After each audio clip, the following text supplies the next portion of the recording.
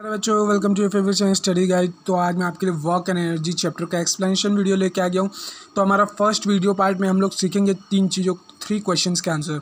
What is work and its two condition, how to measure work done, SI unit of work. तो चलिए प्यारे बच्चों सीखते हैं ये तीनों आंसर क्वेश्चंस का आंसर क्या होगा। तो प्यारे बच्चों, जो हम आजकल की कॉमन लैंग्वेज में बोलते हैं कि वर्क डन हो गया है, काम कर दिए, यानी इंग्लिश में हम जैसे वर्ब बोलते हैं, वर्ब मीन्स क्रिया। कोई हंस रहा है तो हम लोग बोलेंगे the person is laughing, means he is doing some work. But वो हम इंग्लिश में तो बोल दिए कि वो लड़का हंस रहा है, मीन्स काम कर रहा है, लाफिंग है, वर्ब क्रिया हो गया। लेकिन इसी को अगर हम साइंस के टर्म में बोल रहे हैं, द बॉय इज़ लाफिंग, तो यहाँ पे कोई वर्क डन यहाँ पे कोई भी उसको कंसिडर नहीं करेगा, क्योंकि साइंटिस्ट ने बोला वर्क डन को कंसिडर करने के लिए। हमारा फर्स्ट क्वेश्चन का आंसर प्यारे बच्चों, वर्क डन कंसिडर करने के लिए सबसे पहले दो कंडीशन फुलफिल होनी चाहिए। पहला, force must be applied on the object. तो पहला कंडीशन क्या है? Force should act on object. एक ऑब्जेक्ट के ऊपर फोर्स लगना चाहिए। मान लीजिए ये पेन है, ठीक है प्यारे बच्चों, इसको वर्क डन कब कंसीडर करूँगा? इस पेन पे मैंने अपने फिंगर से मस्कुलर फोर्स लगाया पेन पे, और फिर मैंने जिस डायरेक्शन में फोर्स लगाया पेन उसी डायरेक्शन में डिस्प्लेस हुआ। तो सेकंड कंडीशन इससे हमारा क्या बनता है प्यारे बच्चों? Displacement should occur in direction of force. मतलब कि जो मैंने यहाँ पे पेन था, यहाँ से फोर्स लगाया, हमारा पेन लेफ़्ट में गया क्योंकि लेफ़्ट में मैंने फोर्स लगाया था। अगर इसी फोर्स को मैं राइट में लगाता तो राइट में पेन जाता, क्योंकि डिस्प्लेसमेंट जो है वो फोर्स की डायरेक्शन में एक्ट होना चाहिए। तो ये हमारा सेकंड स्टेटमेंट। तो ये हमारा second statement, object must be displaced in direction of force. Force जिस डायरेक्शन में लगा है ऑब्जेक्ट भी उधर ही मूव करना चाहिए। तो ये तो दो कंडीशन हुए जिससे हम कंसिडर करते हैं कि वर्क डन हुआ। अब वर्क डन क्या होता है प्यारे बच्चों? वर्क डन, इसके लिए हमें how to measure work done पे आना पड़ेगा। मीन्स ये अब काम कैसे हुआ, means what is work done. हमें ये वर्क डन का मतलब समझने के लिए, इसको डिराइव करने के लिए फिज़िक्स के फॉर्म में हमें how to measure work done, means कैसे उस वर्क डन को कैसे मेज़र किया जाता है ये सीखेंगे। मीन्स मान लो मैंने ये पेन लिया था, इस पर मैंने फोर्स लगाया, ठीक है प्यारे बच्चों, और ये डिस्प्लेस कर गया। तो इस पे मैंने कितना, इस पेन पे मैंने कितना काम किया कि ये मूव किया, इसी को हम मेज़र करेंगे। और मेज़र करना सीखेंगे तो हम वर्क डन को भी डिफाइन कर लेंगे। आपको कभी भी हमेशा याद रखिएगा प्यारे बच्चों, बहुत से क्वेश्चन आएंगे जिनमें ये दो कंडीशन रिलेटेड आपसे पूछा जाएगा। तो सबसे पहले हम प्यारे बच्चों सभी चीज़ों का डेफिनेशन या आंसर मीन सभी चीज़ों को समझ लेते हैं, उसके बाद लास्ट में क्वेश्चन प्रैक्टिस करेंगे।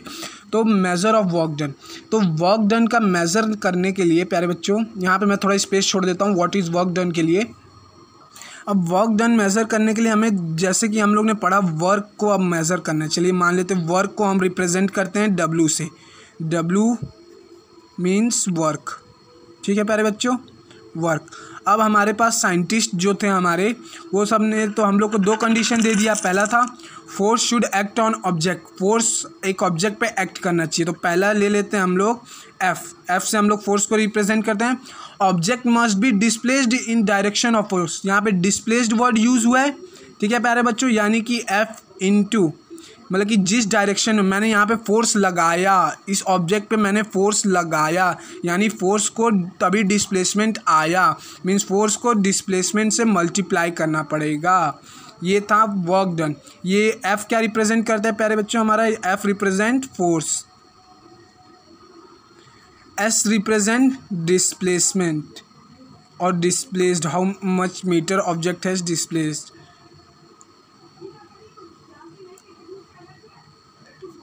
डिस्प्लेसमेंट।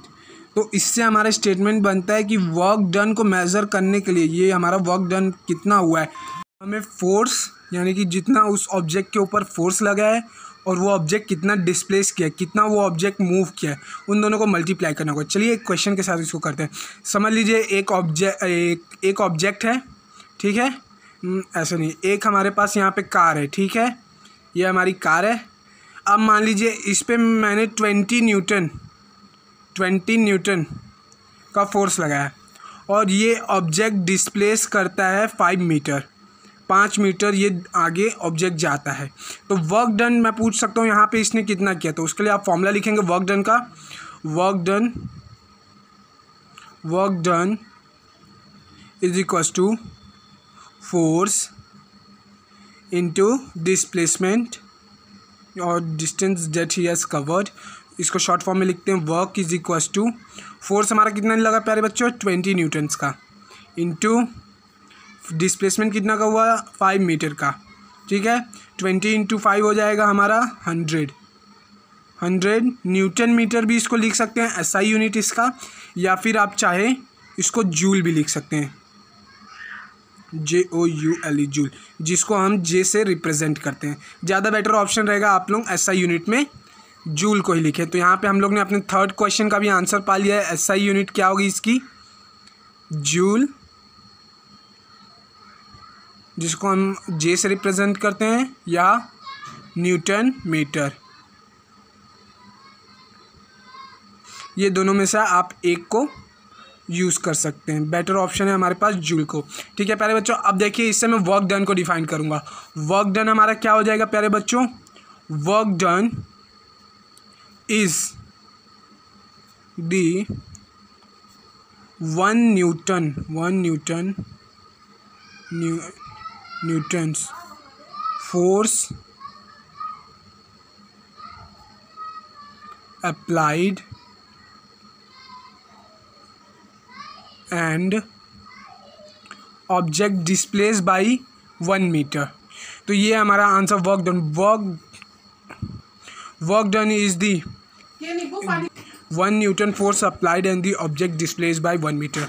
इसको हम शॉर्ट फॉर्म में इस तरह से लिखते हैं, work is equals to force into displacement. ये हमारा फॉर्मूला है। इसमें हम लोग ने ऑब्जेक्ट पे 1 न्यूटन का फोर्स लगाया इंटू 1 मीटर का उसका डिस्प्लेसमेंट हुआ, तो वर्क डन हमारा कितना निकला 1 जूल का। तो ये है हमारा work done is the 1 newton force applied and the object displaces by 1 metre, ठीक है। तो प्यारे बच्चों इसी के साथ हमने अपने तीनों क्वेश्चन के आंसर पा लिया। What is work done?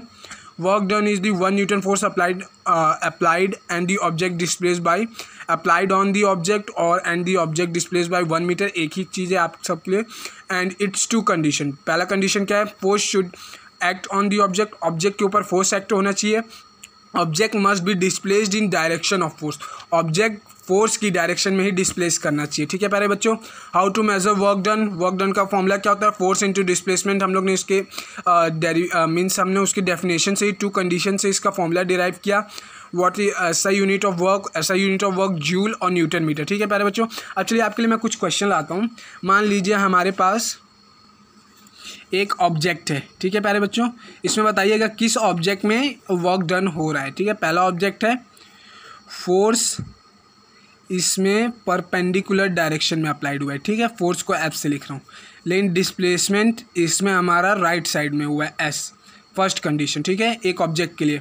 Second object है फोर्स हमारा राइट साइड में लग रहा है, मगर ऑब्जेक्ट डिस्प्लेस कर रहा है, मीन्स ऑब्जेक्ट डिस्प्लेस कर रहा है लेफ्ट साइड में, ठीक है प्यारे बच्चों। तीसरा कंडीशन है हमारा फोर्स राइट साइड में लग रहा है और डिस्प्लेसमेंट भी राइट साइड में ऑकर हो रहा है। अब इन तीनों केसेस में से बताइए किस केस में वर्क डन हो रहा है। तो पहला केस में हमारा क्या होता है, force should act on the object, first condition होता है फोर्स एक्ट कर रहा है, ठीक है, परपेंडिकुलर डायरेक्शन में एक्ट कर रहा है। ये देखिए अप साइड में, मीन्स परपेंडिकुलर डायरेक्शन में। अब तो हमारा पहला कंडीशन फुलफिल है। दूसरा कंडीशन चेक करते हैं, object must be displaced in direction of force, object displace होना चाहिए फोर्स की डायरेक्शन में। फोर्स हमारा अपवर्ड लग रहा है, फोर्स हमारा यहाँ पे अपवर्ड लग रहा है प्यारे बच्चों, लेकिन ऑब्जेक्ट हमारा किस डायरेक्शन में, राइट वर्ड कर रहा है मूव। जबकि ऑब्जेक्ट अगर यहाँ पे अपवर्ड ही अगर मूव करता तब हम फर्स्ट केस में बोलते हैं कि यहाँ पे वर्क डन हो रहा है, लेकिन यहाँ पे ऑब्जेक्ट हमारा फोर्स की डायरेक्शन में, यहाँ पे हमारा ऑब्जेक्ट मूव नहीं कर रहा है, तो फर्स्ट केस में वर्क डन नहीं हो रहा है, फर्स्ट केस रॉन्ग है, ठीक है। सेकंड केस में आ जाते हैं प्यारे बच्चों। इसमें फोर्स हमारा राइट साइड में लग रहा है, first condition force should act on the object. Second condition क्या होता है, object must be displaced in direction of force. लेकिन हम ये क्या देख रहे हैं कि ऑब्जेक्ट यहाँ हमारा फोर्स की अपोजिट साइड में वर्क कर रहा है, तो यहाँ पे हम बोलेंगे ये नेगेटिव वर्क डन है, मीन्स फोर्स के अपोजिट डायरेक्शन में वर्क डन, यहाँ पे नेगेटिव वर्क डन है। अगर आप कॉपी में लिख रहे हैं तो यहाँ पे भी कंडीशन में लिखेंगे आप वर्क डन नहीं हो रहा है। ठीक है प्यारे बच्चों। अब थर्ड कंडीशन देखते हैं, फोर्स एक्ट कर रहा है ऑब्जेक्ट के ऊपर, force must act on the object. Second condition क्या है, object must displace in direction of force. Force हमारा राइट साइड में रख रहा है, ऑब्जेक्ट भी हमारा राइट साइड में डिस्प्लेस हो रहा है, तो हमारा थर्ड केस में वर्क डन हो रहा है प्यारे बच्चों। अब मान लीजिए एक यहाँ पे मैं क्या ले लूँ आप सभी के लिए, एक एनिमल है, ठीक है, नहीं एक ह्यूमन है। ठीक है प्यारे बच्चों, ये रहा हमारा ह्यूमन, ये भाई साहब हैं। ठीक है, ये अपने सिर पे कुछ सामान रख के खड़े हैं। ठीक है प्यारे बच्चों, यहाँ पे कुछ सामान लेके ये खड़े हैं। अब बताइए क्या ये आदमी वर्क डन कर रहा है? अब जल्दी से इस क्वेश्चन का आंसर आप लोग दीजिए, वीडियो को पॉज कीजिए, सोचिए। तो चलिए इस क्वेश्चन का आंसर बताता हूँ। यहाँ पे हम देख सकते हैं प्यारे बच्चों, कोई भी तरह का किसी भी तरह का एक्सटर्नल फोर्स तो ये ह्यूमन अपने सिर के ऊपर ऑब्जेक्ट को रखने के लिए लगा नहीं रहा है, और ना ही यहाँ पे किसी भी तरह का ऑब्जेक्ट का मूवमेंट हो रहा है या डिस्प्लेसमेंट ऑकर हो रहा है, हमें ऐसा कुछ लग नहीं रहा है। तो सिंपली ये ह्यूमन यहाँ पे वर्क डन नहीं कर रहा है। उसी जगह अगर मैं एक और आदमी को ले लूँ, ठीक है प्यारे बच्चों, एक और आदमी को ले लूँ, यहाँ पे नीचे एक सामान रखा है। ठीक है, अब ये आदमी क्या करता है, इस ऑब्जेक्ट को उठा के ये ऑब्जेक्ट को उठाकर अपने सिर पे रख लेता है, अपने सिर पे ये ऑब्जेक्ट को रख लेता है। क्या इस कंडीशन में आप बोलोगे ऑब्जेक्ट ने यहाँ पे वर्क डन हुआ? यस, क्योंकि इस ऑब्जेक्ट को उठाने के लिए इसने अप साइड में फोर्स लगाया होगा, और डिस्प्लेसमेंट किस डायरेक्शन में भी ऑकर हुआ? अप साइड में। ये देखिए ऑब्जेक्ट ऊपर उठा होगा, ये पेन है, पेन पे मैं उंगली से फोर्स लगा रहा हूँ और ऊपर उठा रहा हूँ, मीन्स डिस्प्लेसमेंट किस डायरेक्शन में हो रहा है? अप साइड में हो रहा है, तो मीन्स यहाँ सेकंड वाले केस में वर्क डन हो रहा है। तो आई होप प्यारे बच्चों आपको ये फर्स्ट एपिसोड में सारा कॉन्सेप्ट समझ आ गया होगा।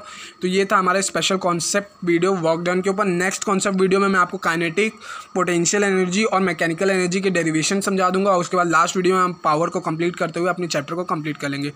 तो अपने प्यारे चैनल को सब्सक्राइब करना मत भूलना प्यारे बच्चों। Thank you.